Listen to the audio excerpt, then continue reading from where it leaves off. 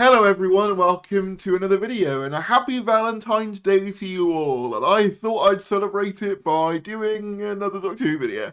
Today though, I thought we'd do something a bit different. We're not looking at a Reddit leak today, we are looking at who is going to be the next Doctor Who. See what I did there? According to the Bookies. Now you can never really take these too seriously, because ultimately they're almost never right. I mean, I personally have never looked at the bookmakers the same way ever since I found out that there were people who bet on David Tennant to be the 14th Doctor, which did turn out to happen, but because Ncuti was announced first, they weren't given the money. I think one of you guys in the comments said that that happened to you.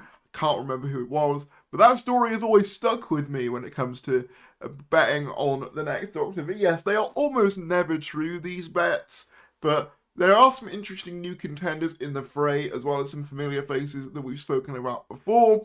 So we're going to dive right into this. Feel free to subscribe if you're new. We do regular Doctor Who content here on the channel, and any support would be greatly appreciated. We are trying to get to 40,000 subscribers, and we would love to have you on board. So I am taking this from the Metro, so thank you to the Metro for this.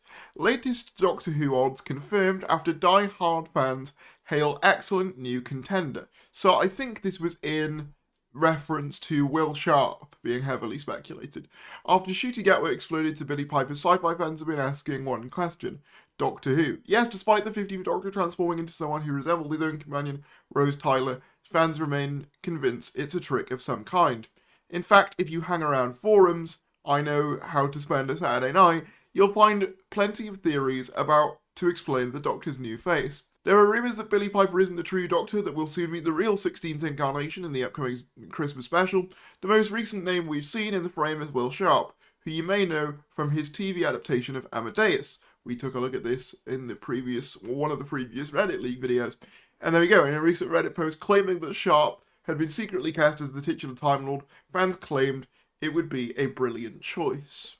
And yeah, I mean, I said as well, looking at the Reddit leak myself, I can see it with him, to be honest. I genuinely can. So is it true? When the Metro reached out to the BBC, they refused to comment. Gee, I wonder why. Forcing us to turn to the only people who may know better, the Bookies at Paddy Power. And they did have a scoop for us. Using their unknown and arcane arts, they surmised that Will Sharpe has just 50-1 odds of taking over the TARDIS. That means there's only a 2% chance of it happening. Which, yeah, I mean, a shame, but these stats could always spike with more information. I remember there being a huge spike in, I believe, betting odds for Capaldi and Whittaker shortly before they were announced. So that could be an indication going forward of who it could be. But if he's not the favourite, then who is? Obviously, Billie Piper, 4-5. Perhaps unsurprisingly, considering we literally saw Ncuti Gatwa turn into her, Piper is the out-and-out favourite, regardless of what anonymous people claim online, and it's easy to see why. The former singer established her credentials on Doctor Who, playing Rose Tyler, when the series was revived back in 2005, alongside Christopher Eccleston's Ninth Doctor. Since then, the star has gone on to bigger and bigger things, appearing in Secret Diary of a Call Girl, I Hate Susie, which she co-created, and most recently, the biggest Netflix show ever, Wednesday. Is it the biggest Netflix show ever? Damn, fair enough. I didn't know it was that big. I've watched it, and I enjoyed it fine enough, but I did not know it was the biggest thing on Netflix ever. Billie's clearly got a fondness for Who, making numerous cameos since leaving the TARDIS, so who knows, maybe this time she'll be the one steering. So yeah, not surprising that Billie Piper is number one, given as they say, she's literally the only one we've seen. This is probably, if you were going to do this, and I wouldn't encourage doing it in any way, but if you were going to put your money anywhere, this is like the safest one, and I imagine the smallest returns would be on Billie. 2-1 though, we have Erin Doherty. This is someone who we've spoken about before, from Adolescence and The Crown, which obviously Adolescence, the connection to that is interesting, given as they point out, Jack Thorne, who is a rumoured contender for the showrunner position, is, you know, known for Adolescence. I got her a bit wrong in my last video. I kind of thought she was a bit Jodie Whittaker-esque, but apparently she's much more known for playing more serious characters, which, to be fair, Jodie also was, in fairness. So I kind of assumed that that would be the way she would play it, but she very well could play it a lot darker, which I would be interested to see. I would be interested to see a female Doctor that was playing it more kind of serious, a bit like the Fugitive Doctor in that way. I remember her in The Crown, and she was good in that as Anne, but obviously it's kind of impossible to really judge a Doctor out of that, like, because it's such a different role, you know what I mean? It's such a different type of thing. She'll give it a goatee. I love that, by the way. I love the puns. And then we get to the more, you know, out there picks in terms of at least the betting odds. 5-1, we've got Lydia West. Now, this was a favourite back when Jodie was leaving, especially when we knew that Russell was coming back. Obviously, because Lydia West, if you don't know, was in Russell T Davis's Years and Years, and It's a Sin, I believe. She was in both, which I don't know whether they've put here, but they have also put she was in Dracula by Stephen Moffat. But obviously, her close association with Russell in, like, the lines of many tabloids when, oh, that makes sense, it'll be her then, because obviously, you know, she'd been working with Russell very closely previously, and there is kind of a, you know, a tradition of there being actors who have worked with whoever the showrunner is, who then go on to be the next Doctor. Obviously not always, but it does happen. You know, obviously Tennant on Casanova, Jodie on Broadchurch, so there was logic to that. I have always said, though, and this might be quite controversial of me to say, I've never really seen it. Don't get me wrong, I think in things like It's a Sin, Lydia West was absolutely fantastic in that part, and I have no doubt of her ability as an actor. But as the Doctor specifically, it's weird. I feel like you have to have a very specific vibe, and I just don't know whether Lydia West fits that. You've got to be a bit off kilter. You've got to be a bit kind of like, almost a bit mental in a sense, and I don't know whether Lydia West 100% has that. To me, I see her more as like a great companion, and that's not a disparaging thing at all, because I feel the same way about someone like, say for example, Arthur Darvill. Arthur Darvill is great as Rory, you know, he's great as a companion, and great as an everyman character. As the Doctor, though, I wouldn't see it. Do you know what I mean? I like kind of have the same kind of feeling when people suggest Lydia West. To me, she just doesn't scream Doctor material in my opinion. You know, obviously, for some of you, she might be an ideal choice, and that's fair enough. But for me, I've never really, like, I've never been a fan of that casting choice. That's not to say that she's not fantastic, and all the things I've seen her in, she's been fantastic. But as the Doctor specifically, I do think you have to have a very specific vibe. Also, the pun here is Lydia West, more like Lydia who. You're not even trying with the jokes here. 5-1 again, we have Aimee Lou Wood. Obviously, this is someone most known for Sex Education, alongside Ncuti Gatwa, and she was very good in that, I have to say. She is more, like, quirky-ish, so I think I would be more on board with her. But because, again, I've only seen her in, like, Sex Education, apparently she's really good at White Lotus as well.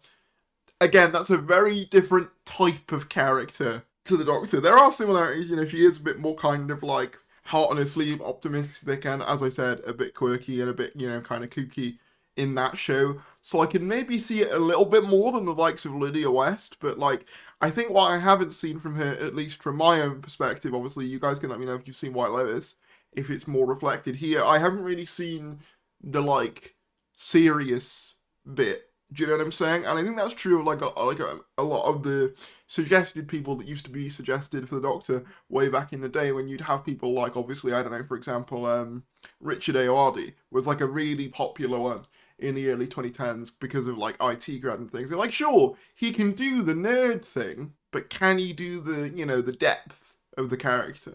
And I think that's just something I would need to see with Aimee Lou Wood as well. And now we get to the really, really, you know, kind of low down picks in terms of the betting odds. Josh O'Connor. I know Josh O'Connor has better odds than other people on the list, but let's be real, this one just isn't happening. Josh might have become a household name on The Crown, but since then he's avoided franchise work for the most part, instead taking on roles in more standalone movies. Plus, if the rumours are to be true, he might have his hands full being an international man of mystery soon.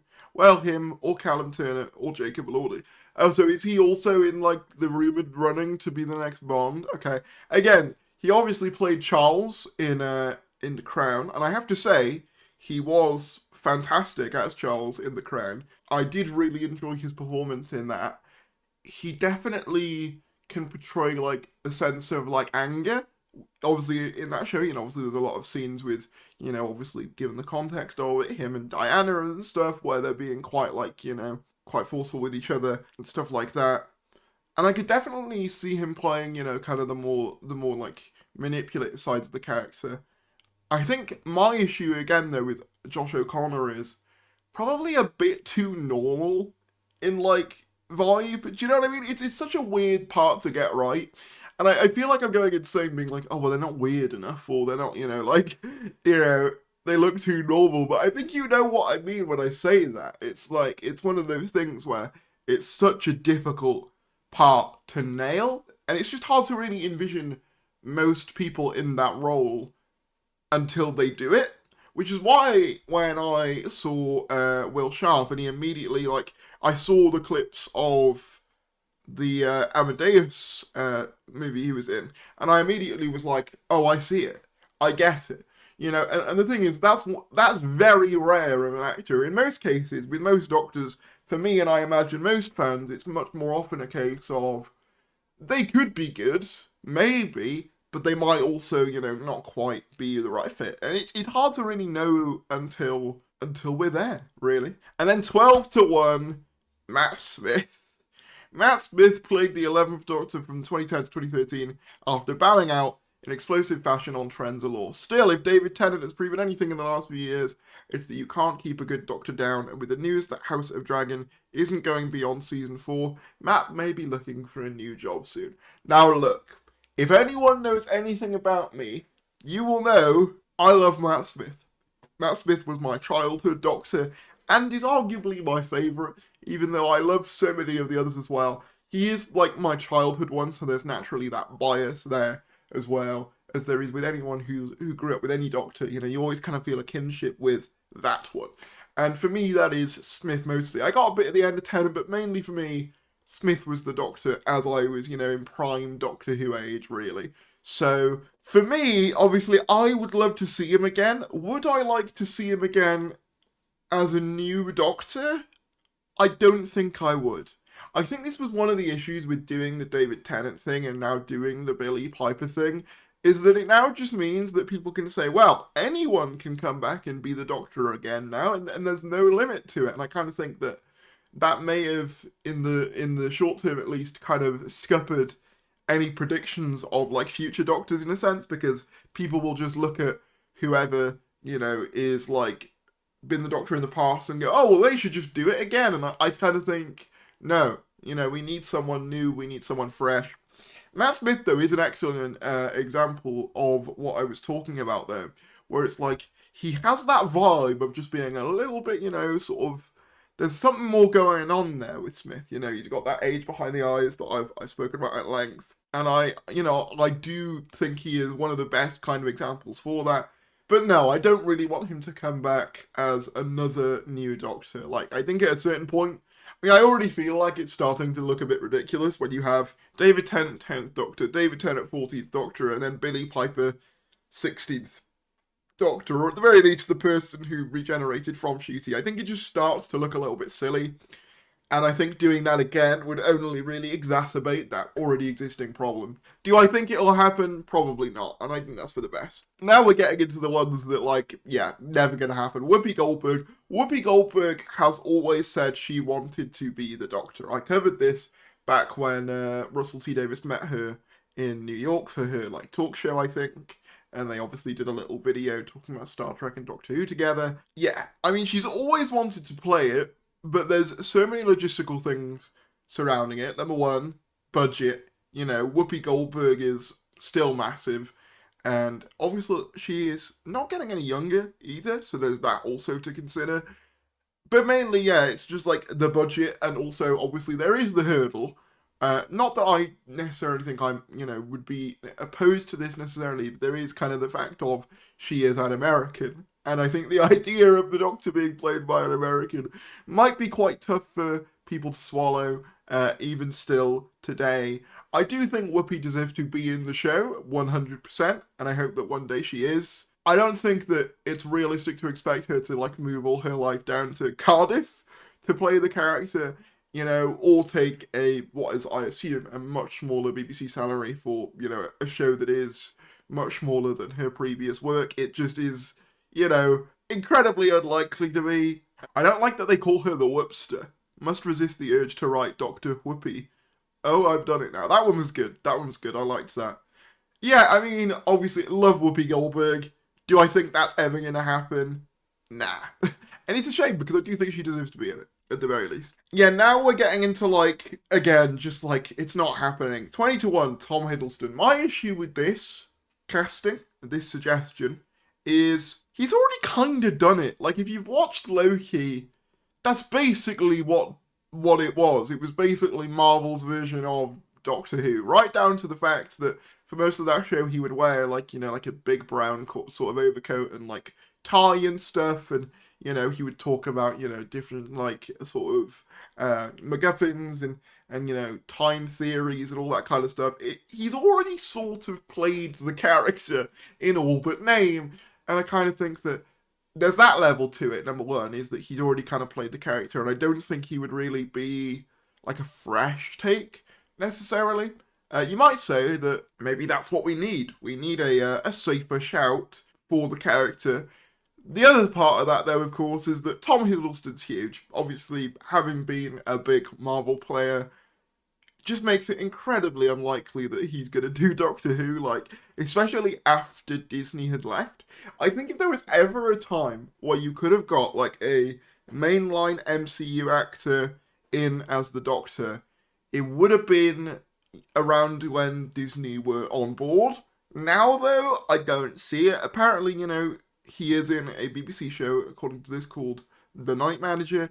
So it's not like he doesn't work with the BBC, but again, it's a very different proposition to work on a one-off show with the BBC and then be the face of this brand for a long time, because it's a long commitment, and it's also one that probably doesn't pay nearly as well as, you know, the cushy Marvel jobs do. So do I think this is happening? God, no. And to be honest, as much as I thought he was great as Loki, I don't think that his Doctor would be different enough for me to really be excited by that. Do you know what I mean? Which, again, you know, maybe he would play it completely differently. You know, maybe I'm being too dismissive of Hiddleston, and maybe he would take an entirely new approach to the character that he did in Loki. But, like, to be honest, it's not going to happen. 20-1 anyway, and obviously Whoopi was 15-1. I'd say that Whoopi and Tom Hiddleston are as unlikely as each other, to be honest. And then finally, Martin Freeman, obviously after long shot. Another long shot is Martin Freeman, who we last saw in former Doctor Who showrunner Chris Chibnall's adaptation of Seven Dials on Netflix. This isn't the first time his name has come up when the face of the next Doctor has been discussed. Again, I think the issue with Martin is he's too much of a normal-looking guy. I will forever associate Martin Freeman with the Nativity, is what I will always associate him with, which of course David Tennant was also in the sequel. But like, again, perfect for like a comedy type, older companion type, kind of like what they did do in the Chibnall era, in fairness, with Bradley Walsh and John Bishop. I could see him filling that role very comfortably. The Doctor, though, I don't know. You know, I just don't know. I think again, bit too normal. And would he want to commit to a franchise that big at this point? I don't know. The Office star was asked by Zapot. The Office star was asked by Zap Toot. I don't know what that is. About rumours he was the next Doctor in 2014, and he said, "I think my name was on an extremely long list once for the Doctor, but they've not asked me. I like the show there." To me, that just seems like the most, you know, kind of milquetoast answer ever. Like, it's the most like, oh, I like it. Dunno. You know what I mean? It's like, yeah, I don't know whether he's that keen. And again, I think it's just the commitment of the franchise. He's got other stuff going on. Do you know what I mean? If you want my opinion on who the most likely is, ironically, it's the one that, well, there's two, really. One is Billie Piper, obviously, because, you know, she was at the end, and obviously, while I don't think she actually is the Doctor, I do agree that she is something else. She probably is the safest bet, purely on that alone. But the one that I find most likely is probably Will Sharpe, for the simple fact that he's much more of an unknown than the majority of this list. And also the fact that, like, obviously he has been speculated prior, makes him more likely in my eyes than any of the others that they've put forward here. But what was your favourite out of these suggestions? Who would you like to see as the next Doctor? If you did enjoy this video, be sure to give it a like, subscribe if you're new, and I will see you later.